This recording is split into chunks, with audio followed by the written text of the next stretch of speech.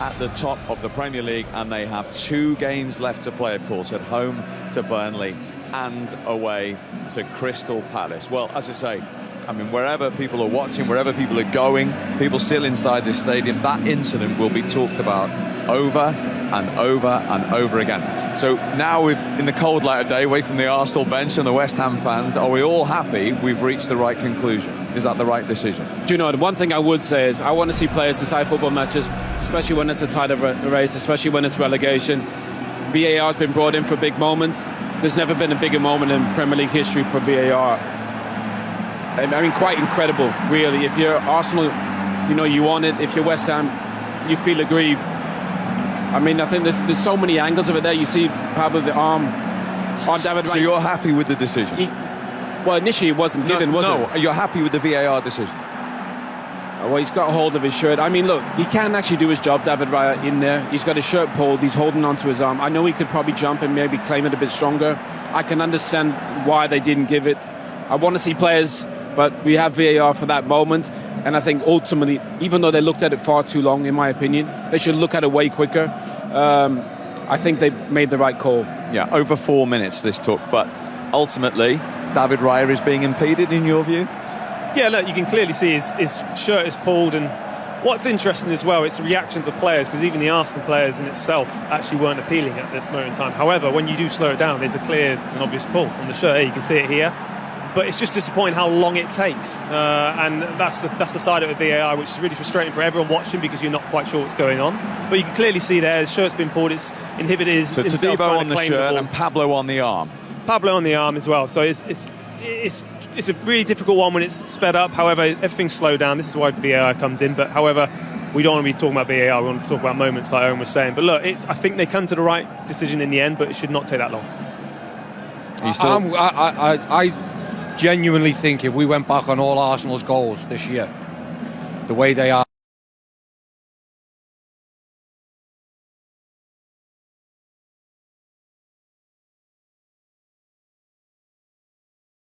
with blocks and pulling shirts and pulling people in and around places, you will be able to find that they've done this to a keeper, to a player. Kev, you're 100% right. You know, that's why it's almost ironic. So frustrating. Yeah, this is why it's so frustrating. So you think it's right on the day, but inconsistent in the season? Just inconsistent over the season, and that's why I don't like VAR. I said, me and Theo were talking as soon as it happened, and I was like, if you're waiting this long again, 4 minutes, and you're looking at it 10, 12 times, you're looking for something. For me, if it's a clear and obvious area, then fair enough. But at this moment in time, I'm not seeing that as a clear and obvious error by the ref. I think it's just a melee of players coming together. You see Declan Rice just behind him, got hold of his player who he's marking. You know, he's got hold of him. So, you know, where do we go with all this? I actually don't know now. I think it's so difficult to actually see it with VAR the way it is and the way it acts. And yeah, I think if it was the other way around, I'm telling you now, all the Arsenal fans will be saying it's not a penalty.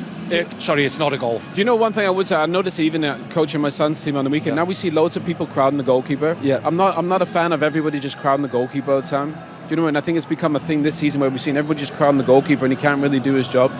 And I think really we want people to be able to do their job. I don't know if you can create a rule where, you know, there's a little bit more space or something, but we are getting to a point where there's 10 bodies in the space of 5 yards, and you're just going to keep getting these moments all the time. They'll feel aggrieved with that, West Ham, but you know, it probably is the right decision when we look back at it. But what I'm saying, it's just been too inconsistent all the way through the season with the pole, the little tugs, the little blocks, everything else.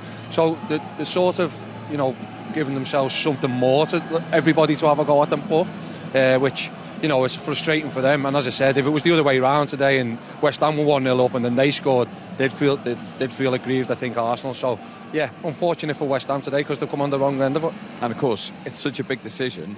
Manchester City will feel equally as aggrieved as West Ham watching that. Oh, if you're a player and you're at home, you're throwing stuff at the telly. Honestly, you're going absolutely mad. I mean, it actually felt like a Hollywood film, kind of the ups and downs and the ending. Obviously, I thought West Ham were brilliant today. You know, they really were. They probably deserve something from the game. Credit, I mean, Mikel, forget about even, obviously, Zubimendi came on, then he came off. You know, so many things, and Kai Havertz came on, Ødegaard came on, and that had a big impact on the game. But Arsenal needed to get the job done. Somehow they find a way to do it, but I do feel sorry for West Ham because I thought they put in a brilliant shift. Okay, well, let's just say this will get talked about, and Kev says West Ham will feel aggrieved. Let's hear from their captain. Here he is, Jared Bowen. Well, Jared, let's start with the equaliser that wasn't. Do you feel incredibly hard done by? I'd like to see, yeah. I mean, there's a lot of ways that you could go about this, answering this question. Is because we're on the receiving end of it, we're going to feel more hard done by. But, you know, football is a sport that brings, you know, enjoyment, fans together and gives people big moments. We had our big moment then before we got back into the game. Look at something for 5 minutes, trying to find something which, I get goalkeepers are protected more than outfield players. There's lots of, you know, holding and grappling that goes on in the box. Are you going to look at those every single time and give a penalty? Because that's the only way that is the right way to do it. You've got to give. Like I said, I get that the goalkeepers, you can't go and wipe a goalkeeper out, and you know there's arms there, but the keeper's come in to try and grab the ball. He's got to be seen not as an outfield player, but he's got to expect contact. You know, it's a corner kick, it's physical, it's the Premier League. There's going to be contact. There's going to be, you know, tussles and what have you. Obviously, we're on the receiving end of it, so we feel more hard done by, but. We had one at Brentford last week where Thomas Souček got pulled at the back post, got dragged down, didn't get a penalty. So I'm just saying as a consistency level, you know, VAR is here to stay, we know that. But I just think that the decisions, like I said, if you look at something for 5 minutes, and I'm going to sound bitter and people are going to think I sound bitter, but I think I'm just being honest, that if you look at something for long enough, you'll find something to give. And I think that was what happened in the end. So to sum up, when it happens every week, every game, actually pretty much every corner, why now enforce it? Well, I can guarantee you that people, the pundits, everyone that watches football know that football is a physical game and there's holding every single time. No one wants to see penalties every single week. No one wants to see fouls against every single week. You know, you want the game to be going on. That's why, like I said, that's why everyone loves football, because they love, you know, a fast action, fast paced, physical game.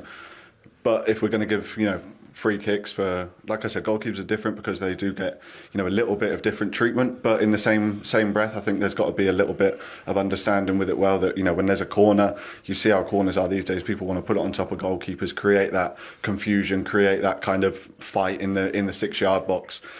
So yeah, that's what I think it is. And like I said, I'm not coming here to sound bitter and blaming different things, but yeah, I think I'm just being honest about the situation, the receiving end that we've been on the receiving end of. And maybe an irony to the fact that it's come against the team that's probably done that the most, that's almost pioneered that type of corner.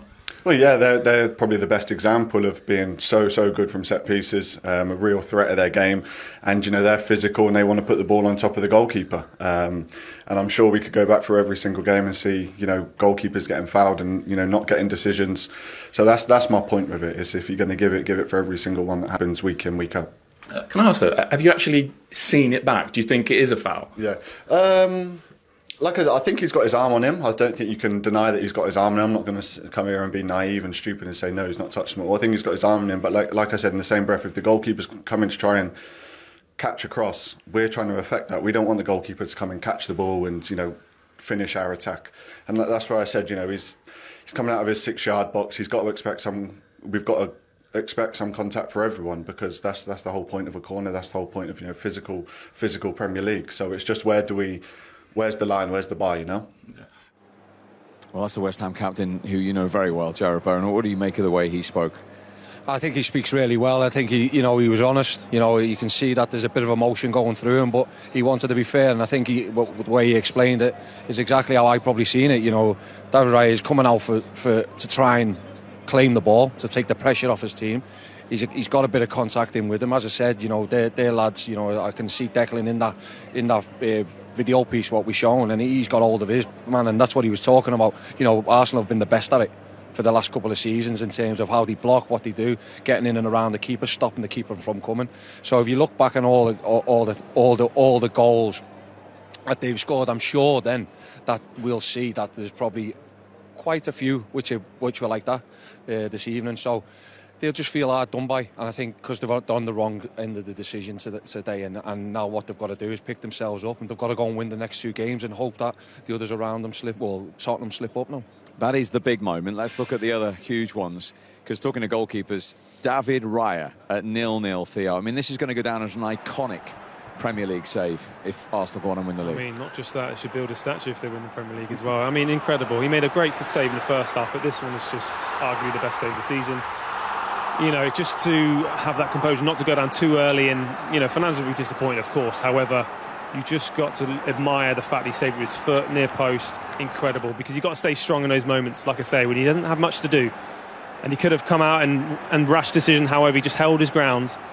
And it's incredible foot. You can just see it here. Incredible. Could have gone down early, but it's an amazing save. He's been incredible all year, and arguably maybe player of the season. I think that save now says it all. I thought that Fernandes was excellent for West Ham in midfield today, and you know, he's been brilliant all season long since he come from Southampton.